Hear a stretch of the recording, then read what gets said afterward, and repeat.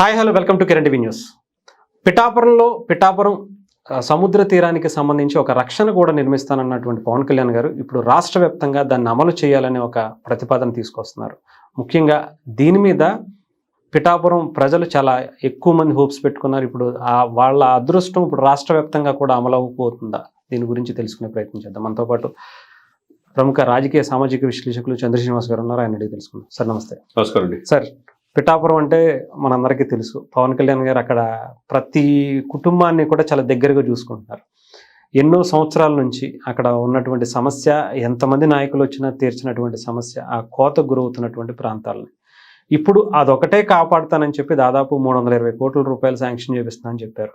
ఇప్పుడు చూస్తే ఇప్పుడు రాష్ట్రం అంతా కూడా ఆ గ్రీన్ వాల్ అనేది నిర్మించాలి అని చెప్పి అనుకుంటున్నట్టుగా తెలుస్తుంది. ఎలా చూస్తారు సార్? ఆంధ్రప్రదేశ్లో తీర ప్రాంత ప్రజలకు ఒక అదృష్టంగా మనం చూడాలి. హరీష్ గారు చేయాలని చిత్తశుద్ధి ఉండాలి, కానీ ఎప్పుడు అంటే చెప్పిందే కాకుండా చెప్పంది కూడా చేయగలం, చేస్తామనే ఇది దృఢమైన సంకల్పంతో పవన్ కళ్యాణ్ గారు నిన్న మాట్లాడింది మనకు స్పష్టంగా కనపడుతుంది. మీరు అన్నట్టు పిఠాపురంలో చాలా మంది ఎమ్మెల్యేలు వచ్చారు, మినిస్టర్స్ అయ్యారు.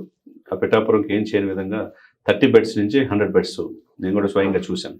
100 బెడ్స్గా అప్గ్రేడ్ అయ్యింది. రైల్ రోడ్ బ్రిడ్జెస్ వచ్చేసినాయి, స్కూల్స్ అభివృద్ధి చెందినాయి, పర్యాటక ప్రాంతం అంతా పిఠాపురం వైపు చూసేట్టు చేయగలిగారు. తర్వాత దేశం మొత్తం పిఠాపురం వైపు చూసేట్టు చేస్తా అన్నాడు, చేశాడు.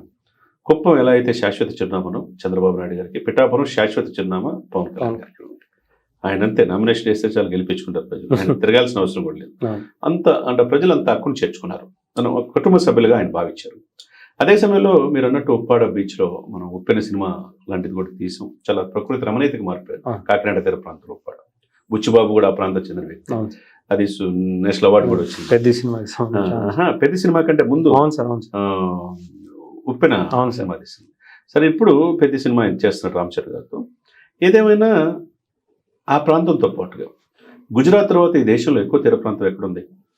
974 కిలోమీటర్ల తీర ప్రాంతం ఆంధ్రప్రదేశ్లో ఉంది. మరి తరతరాలుగా పరిపాలిస్తున్న పాలకులు ఈ యొక్క తీర ప్రాంతాన్ని ఉపయోగించుకుంటున్నారంటే ఎవరు ఉపయోగించుకుని పాపాను పోలా. అక్కడ కట్ చేస్తే అక్కడ నుంచి చూసుకోండి, విశాఖపట్నం నుంచి చూసుకోండి, పిఠాపురం కావచ్చు, కాకినాడ కావచ్చు, ఇక్కడ చీరాల ఓడరేవు కావచ్చు, నెల్లూరు కావచ్చు, కృష్ణపట్నం అప్ టు చెన్నై వరకు ఉన్న తీర ప్రాంతం. మరి ఫుడ్ ప్రాసెసింగ్ యూనిట్స్ అంతకుముందు వాన్పిక్ ల్యాండ్స్ అని చీరాల్లో మనం చూసాం. అంతకుముందు గత ప్రభుత్వాల్లో ఆక్రమించి గురైన చాలా రకరకాలు జరిగినాయి. ఇవన్నిటి మధ్య ఏంటంటే తీర ప్రాంతాన్ని పరిసరాలను కాపాడుకోవాలంటే మీరు అన్నట్టు ఒక రక్షణ వలయం ఉండాలి, ఒక వాల్ ఉండాలి. ఎందుకంటే అది సేఫ్టీగా ఉంటుంది. అక్కడ ఫుడ్ ప్రాసెసింగ్ యూనిట్స్ వస్తాయి. అంటే ఫుడ్ ప్రాసెసింగ్ యూనిట్స్ వల్ల జీవనోపాధి వేలాది మందికి ఎంప్లాయ్మెంట్ వస్తుంది. తర్వాత టూరిజం డెవలప్ అవుతుంది, ఎక్కువ బ్యాలెన్స్, ఎకలాజికల్ బ్యాలెన్స్ కూడా ఉంటుంది. కాబట్టి తీర ప్రాంతం మన వాటర్ ఏమని ఇప్పుడు హైదరాబాద్లో సముద్రం కూడా లేదు, హుస్సేన్ సాగరే సముద్రంగా భావిస్తారు. డెక్కన్ ప్లాట్లో ఉంది కాబట్టి ఇక్కడ ఎటువంటి తీవ్రమైన భూకంపాలు కూడా అవకాశం లేదు, వాతావరణం చల్లబడుతూ ఉంటుంది. హుస్సేన్ సాగరే సముద్రంగా భావించి బోటింగ్ మనం చేసుకుంటూ చూస్తాం. హిమాయత్ సాగర్, ఉస్మాన్ సాగర్ ఉన్నా, జంట నగరాలకి నీళ్ళు అందించే ఉన్నా, గోదావరి నీళ్ళు కూడా ఇక్కడ ఇంక్లూడ్ అవుతాయి. అది ఆంధ్రప్రదేశ్ వరం ఏంటంటే తీర ప్రాంతం ఎక్కువగా ఉంది. ఇప్పుడు గూగుల్ న్యాచురల్గా వచ్చాయి, సహసిద్ధంగా వచ్చాయి. గూగుల్ లాంటి సంస్థలు data centre, artificial intelligence data centre విశాఖపట్నంలో పెట్టడానికి ఆంతరం ఏమనుకుంటున్నారు? తీర ప్రాంతంలో సముద్ర కేబులింగ్ వేసేసి అదానితో కలిపి గూగుల్ సంస్థ 14 దేశాలకి, ఆస్ట్రేలియా కావచ్చు, బంగ్లాదేశ్, మిగతా దేశాలకి ఇక్కడి నుంచి కూడా అందిస్తుంది. గూగుల్ మిగతా ఉత్పత్తులు కూడా అక్కడ 1,31,000 కోట్ల 1,31,000 లక్షల కోట్లు అంటే 1,31,000 కోట్లతో పెట్టుబడులు పెడుతున్నారు. దానివల్ల భవిష్యత్తులో వేలాది మంది నుంచి లక్షలాది మంది ఎంప్లాయ్మెంట్ రావచ్చు, రాబోయే కంపెనీలు రావచ్చు. మహారాష్ట్ర వాళ్ళు అడిగారు, గుజరాత్ అడిగారు, కాదని చెప్పి ఆంధ్రప్రదేశ్ రావడానికి చంద్రబాబు నాయుడు గారు, పవన్ కళ్యాణ్ గారి చొరవ, మోదీ గారి ఆశీస్సుల వల్ల. కాబట్టి ఇక్కడ న్యాచురల్గా సహసిద్ధంగా ఏర్పడిన సముద్రాన్ని మనం కాపాడుకోవాలి.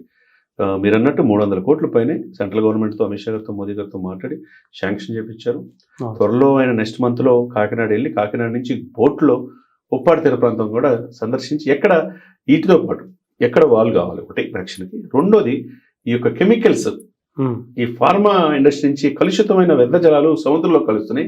దానివల్ల సముద్ర పరిసర ప్రాంతాల్లో నివసించే వాళ్ళకి దీర్ఘకాలిక వ్యాధులు వస్తున్నాయి, చర్మ వ్యాధులు, స్కిన్ డిసీజెస్. అది కూడా పరిశీలించి అది కూడా కట్టడి వేస్తున్నాడు. కాబట్టి ఈ యొక్క 974 కిలోమీటర్ల తీర ప్రాంతాన్ని సంరక్షించుకోవాల్సిన బాధ్యత ఆంధ్రప్రదేశ్ పెద్దలకు ఉంది.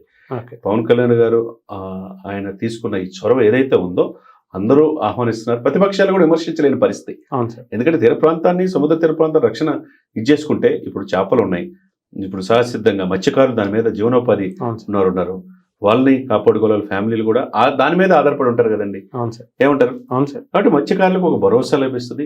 ఆ పక్కన ఉన్న పరిసర ప్రాంతాల ప్రజలు కూడా ఫుడ్ ప్రాసెసింగ్ యూనిట్స్ ఉంటే ఉద్యోగ అవకాశాలు ఉంటే వాళ్ళ పిల్లలు కూడా ఉజ్వలమైన భవిష్యత్తు ఆంధ్రప్రదేశ్కి వచ్చే అవకాశం స్పష్టంగా కనబడుతుంది. ఏదేమైనా కానీ పిఠాపురంలో మొదలైన ఈ ఆలోచన రాష్ట్రం అంతా అమలు చేయటం నిజంగా అదృష్టంగా భావించాలి. డెఫినెట్ గా ఆ శాఖ మంత్రులతో పవన్ కళ్యాణ్ గారు, చంద్రబాబు గారు పోతే సెంటర్ లో చేయలేనిది ఏమి ఉండదు. అవును సార్. ఇది కావాలి ఈ రాష్ట్రానికి అభివృద్ధి. దీనివల్ల మనం సముద్ర తీర ప్రాంతాలను కాపాడుకోగలం. ఎందుకంటే సార్ గుజరాత్ లో కచ్ అనేది తీవ్రమైన భూకంపం వచ్చేసేసి మనం చూసి ఎడారి ప్రాంతం, అటువంటిది ఇప్పుడు మినీ వరల్డ్ ఏర్పడింది.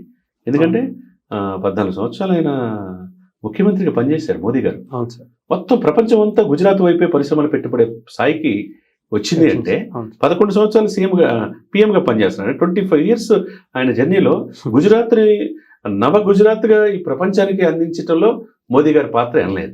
తీర ప్రాంతాలు చూడండి, అటువంటిది తీర ప్రాంతాలు కాపాడుకుంటే తర్వాత పరిశ్రమలు వస్తాయి, ఇతర దేశాల నుంచి ఇతర కంట్రీస్ కూడా పెట్టుబడులు పెడతారు, హోటల్ ఇండస్ట్రీస్ రావచ్చు, ఫార్మా ఇండస్ట్రీస్ రావచ్చు, ఫుడ్ ప్రాసెసింగ్ యూనిట్స్ వస్తే కనుక ఆంధ్రప్రదేశ్లో ఉత్తరాంధ్ర నుంచి వలసలు కావచ్చు, ఇటు రాయలసీమ నుంచి వలసలు కావచ్చు, ఆగిపోయి వాళ్ళ పిల్లలకి ఉజ్వలమైన భవిష్యత్తు వాళ్ళే బయట వాళ్ళకి ఇచ్చే అవకాశం డెఫినెట్గా ఉంటుంది. Right sir. Thank you sir. Thank you so much.